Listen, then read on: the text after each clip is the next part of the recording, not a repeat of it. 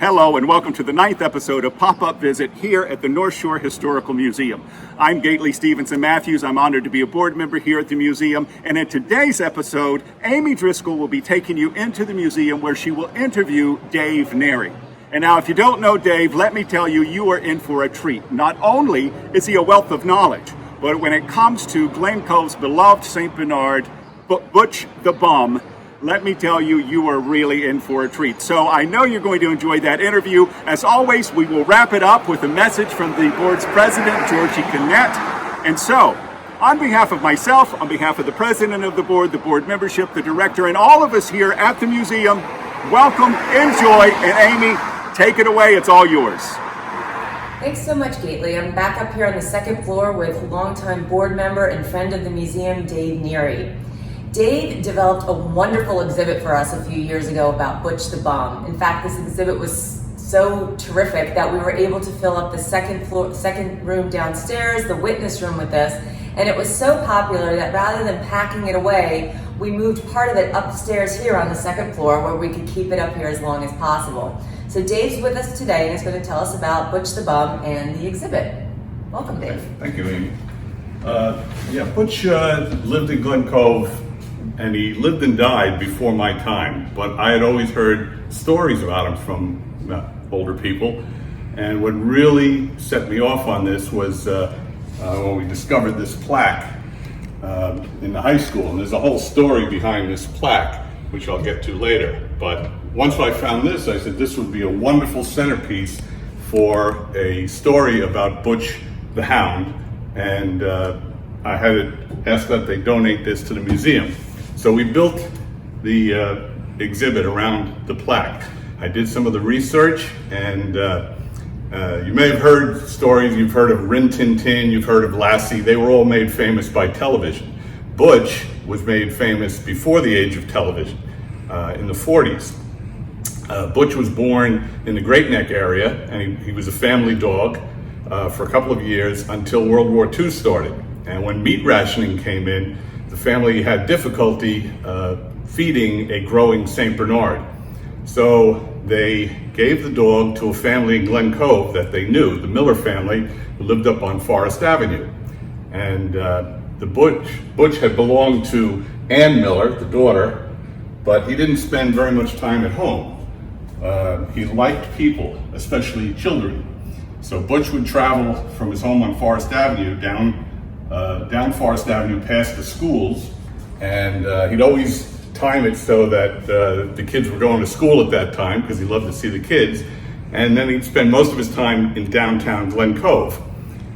He had various places that he would stop for snacks or take a nap. He was known to nap right in the middle of the sidewalk and everybody would step around him. He would nap in the lobby of the Cove Theater. The Glen Cove train station waiting room was one of his sleeping places, and he had a number of restaurants and taverns that he would stop at to get snacks, and everybody was always happy to give Butch a snack, which allowed him to grow to 250 pounds eventually. Butch's most famous exploit was to take the train from Glen Street Station, and sometimes he'd get off at Locust Valley because he knew of a butcher shop there, or he'd ride it to the end of the line in Oyster Bay and walk to a butcher shop in Oyster Bay for his snack. And then he'd get back on a train and come back to Glen Cove. The conductors all knew Butch. A lot of commuters knew Butch. And that exploit led later to a movie company coming out after World War II to film a feature film about Butch. He also appeared in Life magazine. We have a copy in the museum collection.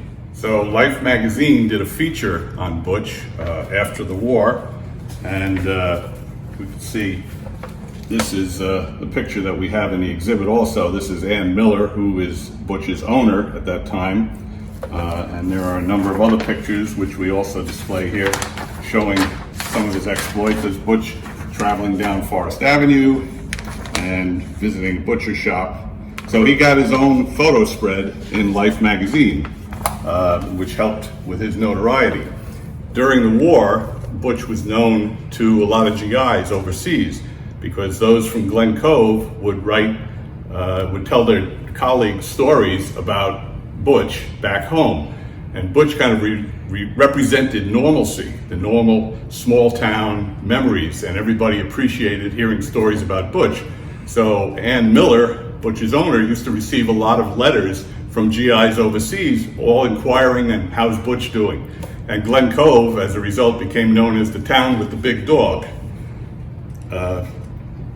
So after the war was over, they did the Life magazine photo spread, and I think it was Universal Pictures sent a movie crew out to Glen Cove to actually follow Butch around and film his exploits.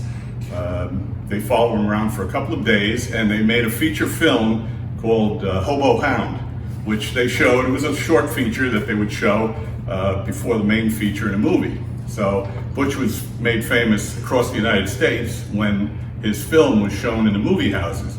When they filmed him, the movie was completed, I believe, in 1946, and they had the premiere at the Cove Theater in Glen Cove on School Street, in which Butch was shampooed and prepared, and the local car dealership sent him to the preview in a 1947 Fraser convertible. And he arrived, and they had the first showing of his film. Butch was a reluctant celebrity, and the only way they got him out on stage was that the MC had a pocket of chopped meat, full of chopped meat, which enticed him to come out on stage before the movie showing. But Butch was so popular downtown with the kids. There's many pictures that you can see here of kids sitting on Butch or playing with Butch. He loved children. There's a lot of stories about him. He would sleep anywhere. There's stories of him sleeping in the back seat of open automobiles, flower beds, any place he wanted to, and people allowed him.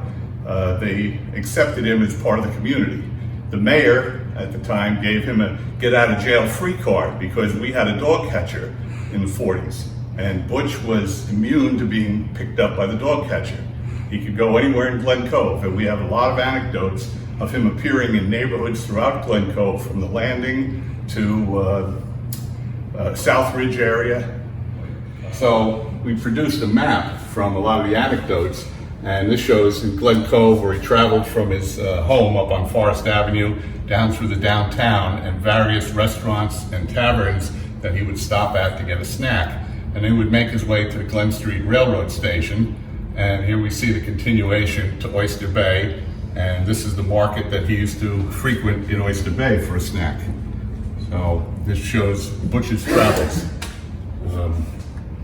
So Butch was well known in the community and well known outside the community. He was featured in stories in the Daily News, Newsday, which I believe started up in the 40s. They featured him over and over again, and Alicia Patterson, who was the publisher of Newsday, actually tried to keep Butch's his story going even after Butch passed away. But that's another story. That didn't end well. But Butch finally, he passed away in 1948, and when news of his passing reached the city council, they were in session in City Hall, and they stopped the meeting. They made the announcement. The mayor he wrote a eulogy, and he also urged the community to somehow recognize Butch because he was a part of the community. And as a follow-up to that, the Glen Cove Lions Club had raised money and cast this bronze plaque, which they installed in 1948, shortly after his death, at the Glen Street train station, because Butch was a well-known visitor to the train station. The eulogy was also broadcast on WOR radio. Now, the story behind this plaque is that it stayed at the train station from 1948, and in 1969 it was discovered to be missing.